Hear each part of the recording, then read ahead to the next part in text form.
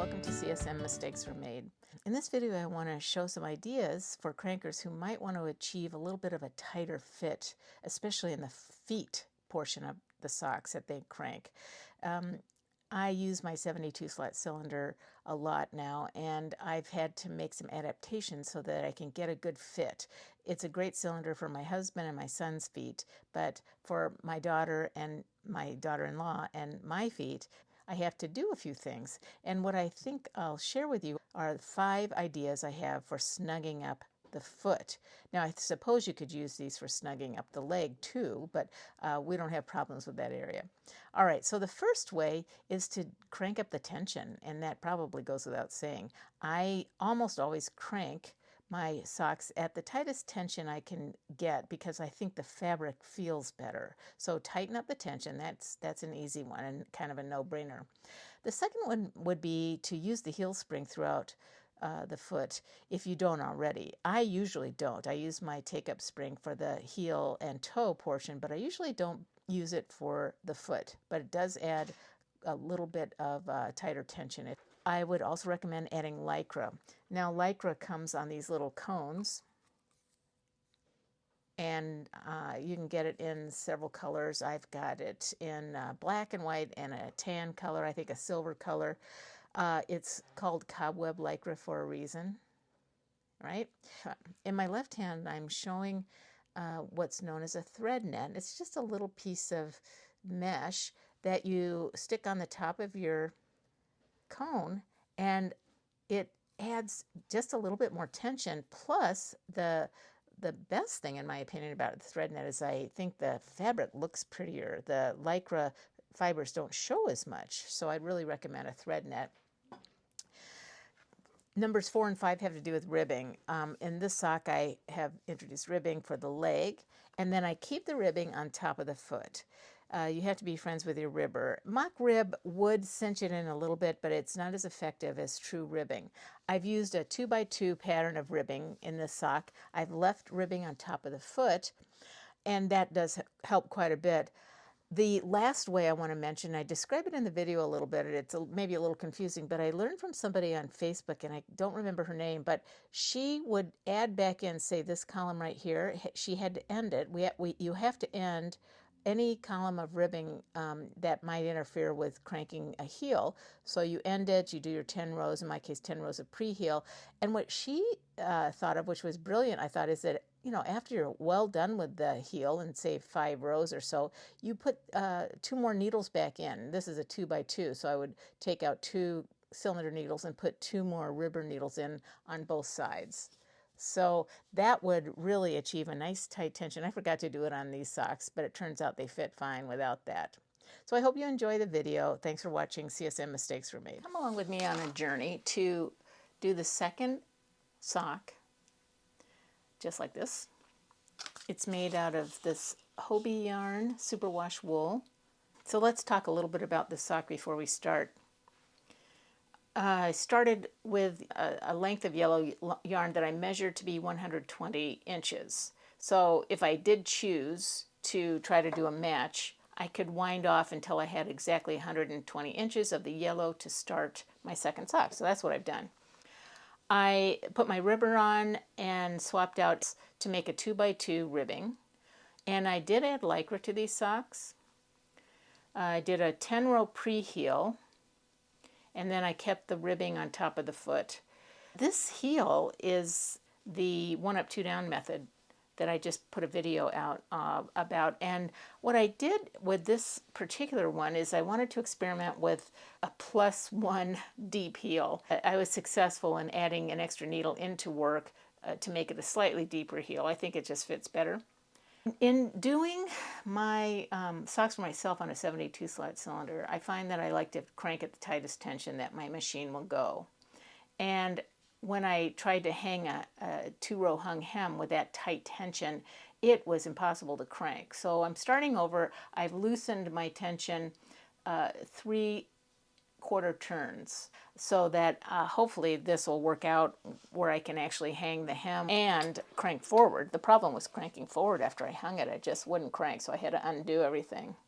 What I'm going to do now is load my yarn into the yarn topper, and I'm going to try not to forget my Lycra. To use a little simple mesh cover that I picked up at a crank-in. And this little mesh cover helps give the Lycra just a little tension. I'm liking the result in the finished fabric. Previously, I've noticed that it looked very coarse and that you could really see the Lycra. And now, although I can see it if I look for it, it is white after all. This has really helped me so that I'm a little happier with the texture of the finished product. I've got my yarn ready to go. My halfway marks are here and here. This is 3 o'clock, 9 o'clock. And that my target needles are here and here. With a slightly looser tension, I'm going to crank a 2-row hung hem, which is a really nice way to get a selvage that gives you a lot of options. And because I have an equal slot, 72 slot ribber, I can do a 2x2 pattern, which is what I've done in the other sock. So let's get started. The Lycra is loaded. The yarn is loaded. I don't need my heel spring on. And we'll start with a 2-row hung hem. And you do have to take your weights off. All right, so for the hung hem, you find the tuft. So that tuft tells us where to look for the first loop. So that goes on needle number 1, and then subsequent loops just get added.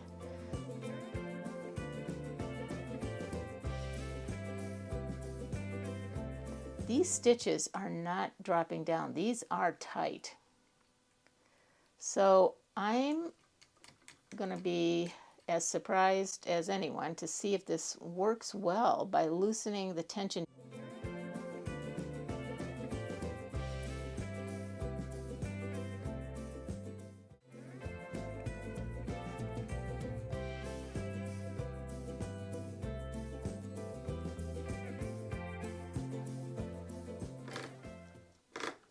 Okay, they're knitting, so that is not easy, but I've freed up space here to do the rest of my hanging.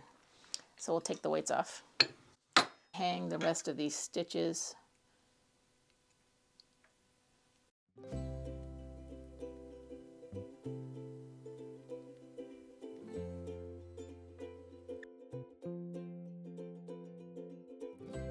I will be coming back around to 6 o'clock, and then we'll do a swap for 2x2 ribbing. All right, so this is hard cranking. It does not feel very good, but now we should be home free. Yes, okay. I'm going to increase my tension to what I want it to be for the rest of the sock. We'll grab the ribber. Put it in so that it stops right up against, so this little ribber stop and the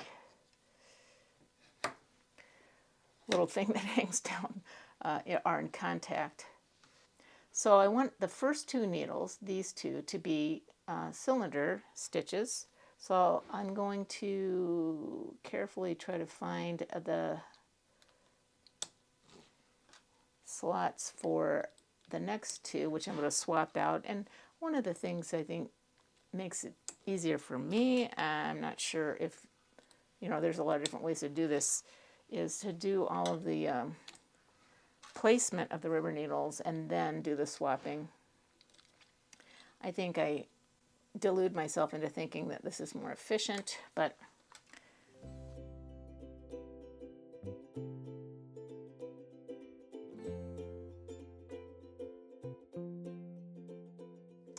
and I will put spring on the spring rest so I can get at these needles. The first 2 are cylinder, the second 2 will be ribber needles. So I do a handshake and pass that off to the ribber needle. next to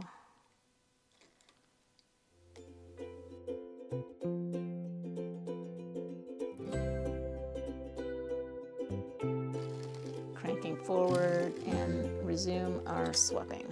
We have a few more of these ribber needles and slide them in.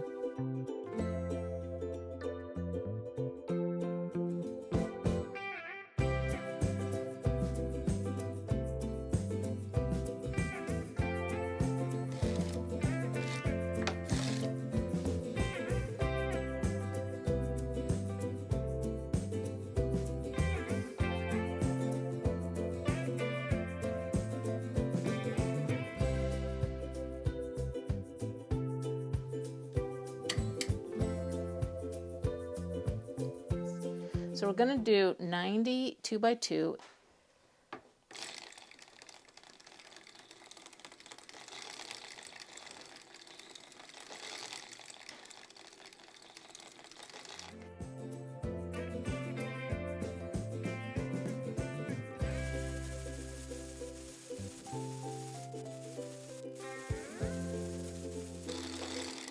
Okay, we're 6 rows away from swapping needles to do the 10-row pre-heel.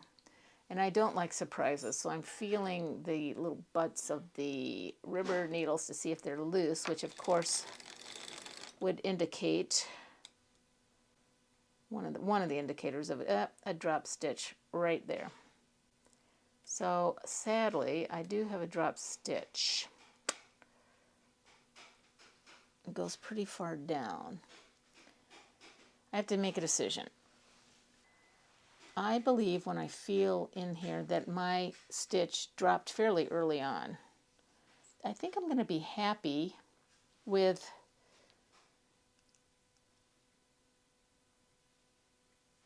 getting yarn onto this needle to resume a ribber column here, and then I'm going to latch hook, well, I'm going to use my crochet hook up fixed stitches and then do a duplicate stitch right here, which will essentially be row 85.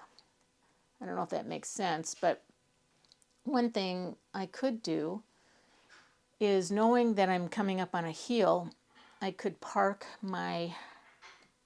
all of my remaining ribber needles, park them, latch all the way up, probably about 70 or 75 rows. I'm going to do it after the fact. So we're going to fix it, but we're going to fix it in a way that is after the fact. Now I'm going to just go ahead and add some weights. And when this comes around, I'm going to coax that to take some yarn.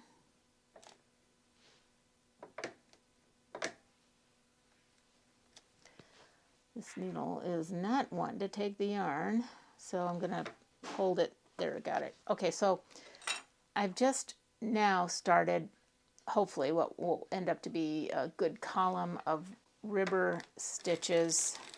We're at 86. I'm going to try to get up to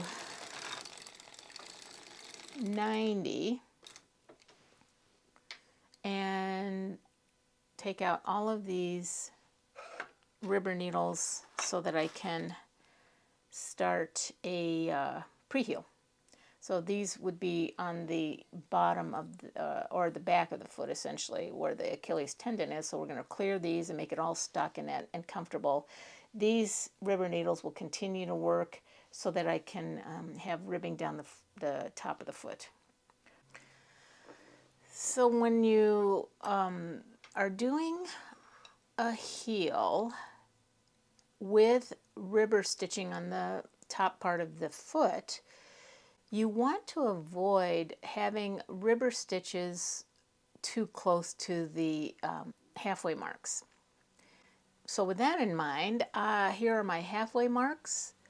Here are some cylinder stitches. These two ribber stitches are far too close. So they're north of the halfway mark, but they're far too close to the pivot point of my heel. So I'll swap those out, and then let's look over here. We have 2 here, so a buffer of 2 between the halfway mark, but I'm going to swap these pretty far away from the halfway mark because I'm going to do a slightly deeper heel. I start this swapping the needles first, and then I'll put them in the cylinder second.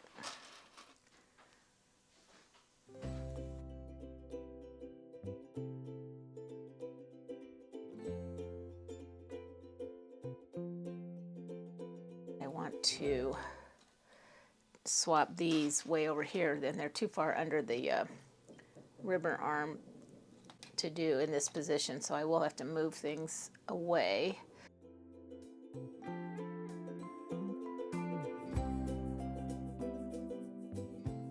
Okay, so again, I'm going to crank the beginning part of the first row of preheel. But I need to swap out a few more of these needles that I couldn't get to before, and now I can. We're starting to do the 10 rows for the preheel. Everything looks good. I'm going to stop at 6 o'clock when I reach 100.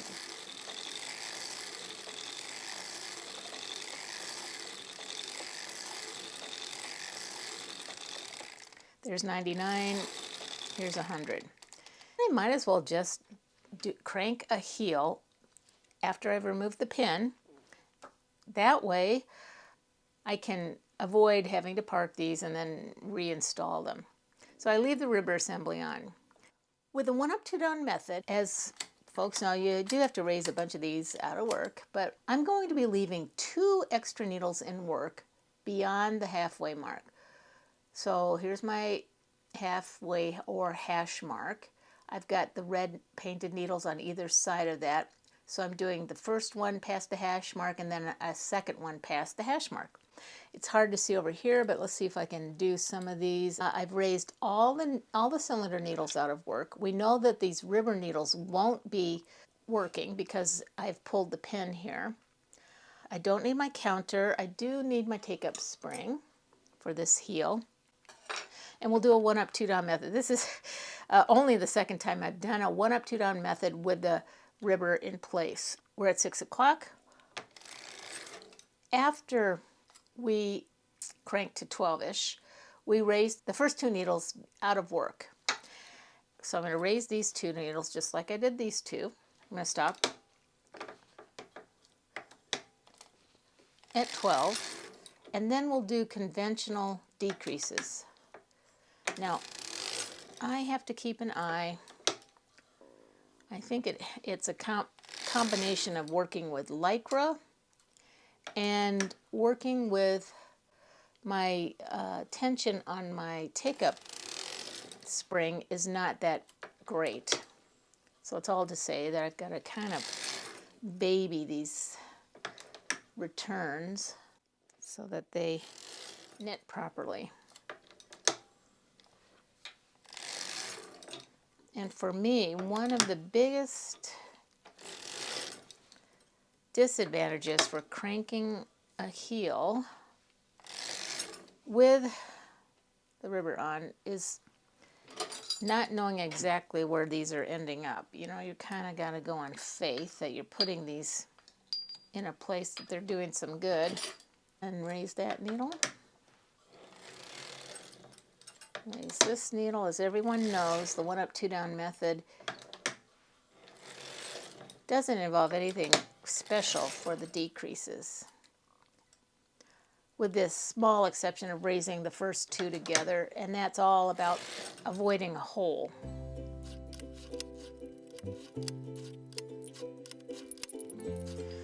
Okay, we are at the right target needle, which we lift.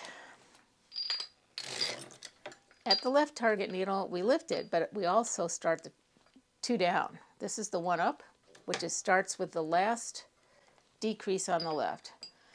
2 down on the right. Now, it's easy to kind of go back and forth. The tappet plate makes it a little more challenging to place these needles in the half knit position, but it's quite doable.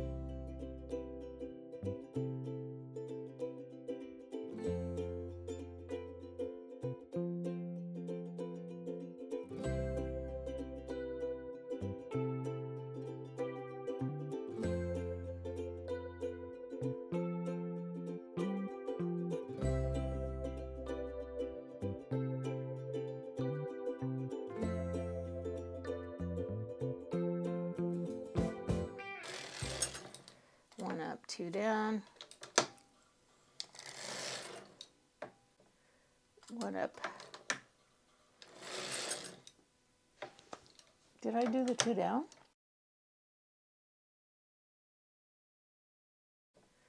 One up. I'm not sure. I think, let me think. One up would leave 3, two down would leave 0. I think I didn't put my 2 down over here. We've got 2 up over here. I would be lifting what would be a 4th needle up on this side and putting 2 down. So that's quite a bit of difference. What I suspect is when I came around here, I lifted this needle, but I did not put these down, which would be easy to fix. I'm going to take that out and that out. And all I'm going to do is knit them in. So I'm going to take the needle and do the knitting. And I'm going to put these back in their cylinders. Wouldn't it just be funny if I did this and did it wrong? Found what I thought was a problem, but then it wasn't a problem. It sounds like me. All right, so let's get this in. So I would have put those down into work. They would have knit. The next thing would be to raise 1 and lower 2.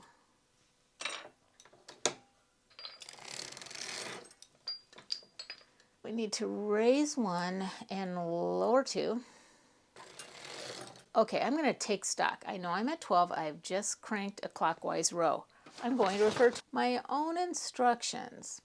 So I finished cranking clockwise. And there are 2 needles. Okay, so here's what I'm going to do. 1 up, 2 down over here. Oh wait, I think I have to do 1 more pass. Because I did a slightly deeper heel, I need to keep going. So I'm in my 3rd to last pass. I know I need to raise this and lower 2. This is the clockwise one. Raise 1, lower 2. This is the second to last pass. Now, the situation I described is the case where I have 0 needles on the right that are up. This is how we started. I kept these 2 in work, the one just north of the halfway mark and then a second one. I kept those 2 in work, so they're safely down. So I have 0 needles up on the right. I have 2 needles up on the left. I raise this one and lower these 2. Okay, and this is the last pass before we lower all of these needles. I should have 1 needle still up on the right, which is this one. I've got to raise this needle on the left. I would ordinarily drop some over here, but I'm going to drop them when I drop all needles back into work to start the foot. All of these are back into work. I can't forget to start my ribber. I believe for this last one I left my heel spring on, and I cranked 74 rows of essentially 2 by 2 on the top of the foot, and then of course stockinette on the bottom. Let me show you what I was going to do with the first sock. What I was going to do for the foot after putting all of these needles back into work to start the foot, after I've done the heel, I was going to do this. I was going to crank 1, 2, 3, 4, 5 rows. It could be 4, it could be 3 even. And then I was going to swap out these 2 and put 2 more ribber needles in here and do the same thing over on this edge too, just to add a little bit more ribbing on the top of the foot. This would be a very good technique to do if you are cranking for a particularly skinny-footed person. You can't have those ribber needles getting in the way when you're cranking a heel, so you do have to have a buffer zone of 2 cylinder needles before any ribber needles so that you can avoid tugged stitches. They really deform when the ribber stitches are there. But I forgot to do it on the first, so I'm not going to do it on the second, but that's the idea, is to reintroduce some ribber needles to snug up the top of the foot even more.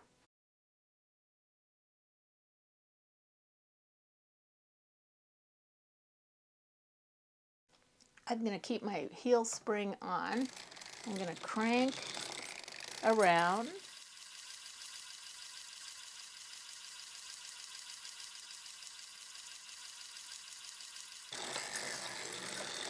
"74 rows, then we swap out all of these ribber needles for cylinder needles, and that is so we can get 1 row of stockinette before we start our toe, so it'll be easier to graft.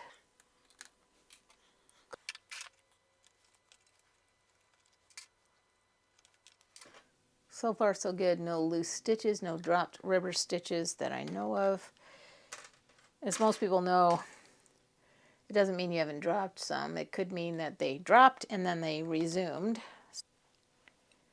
So let's put all of these back in the cylinder and we'll get the ribber off, and we might be able to see how that one mistake, the one drop stitch before the heel, looks now. I'm going to deal with it in post-production, but it might be good to try to grab the live loop that's dangling somewhere close to the cuff. Let's take a look. Okay, looks good. Now it comes off without a problem. Yeah, I can clearly see that there is a problem right there.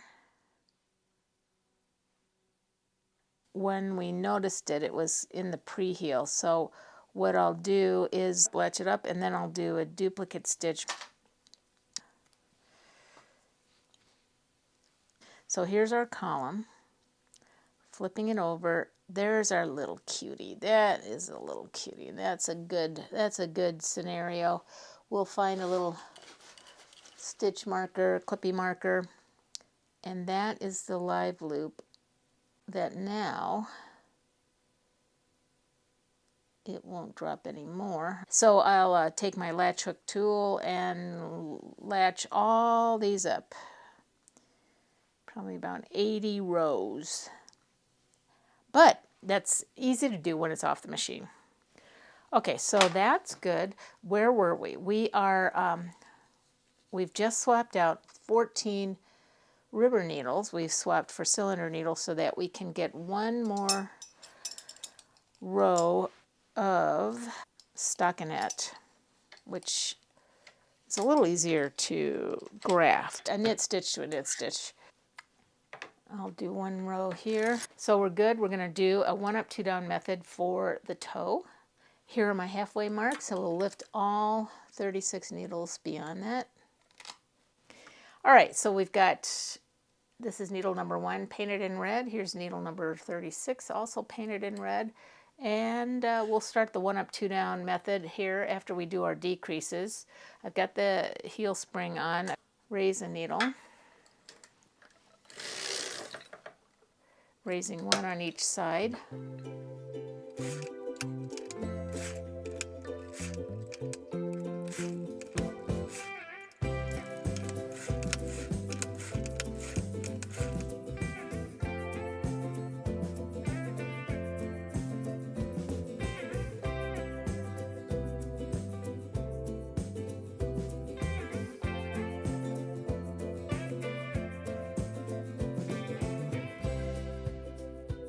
So we raise the target needle on the right, raise the target needle on the left, and then simultaneously, or quickly thereafter, lower 2 on the right. Raise a needle on the right, lower 2 on the left, raise a needle, lower 2. 1 up, 2 down. 1 up, 2 down.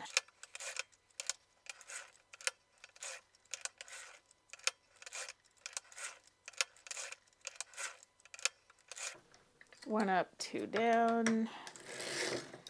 1 up, 2 down. 1 up, 2 down. 1 up, 2 down.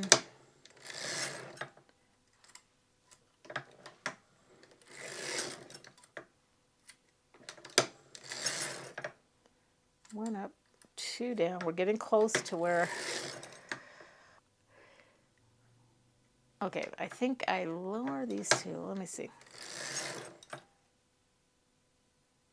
Don't raise this one, but do lower this one. This is the last pass. We're going to do a last pass, and it's going to be clockwise, which is a little unusual because we want to end over at 9 o'clock. So we're going to resist the urge to raise this one. Leave that one down, but do lower the 2 on this side that are just south of the halfway mark, and then crank your row, and it's the last pass. And then we cut our yarn, and I'm going to cut my Lycra right there and pull it through. And then add some waste yarn, and let's just see what we get in the way of a match. Okay, so we put that down there, and we're ready to go. Okay, let's get this off, and let's see what we've got. So exciting.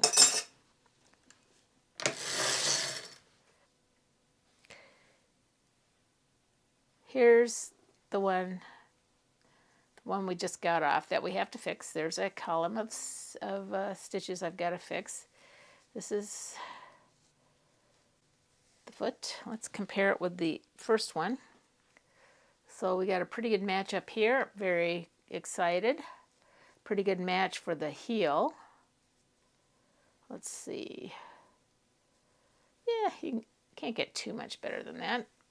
All right, and then we come down into the foot. Bottom of the foot ends in purple. Very happy with the match on this. And I will fix these, and then I'll be back when I've got these all finished.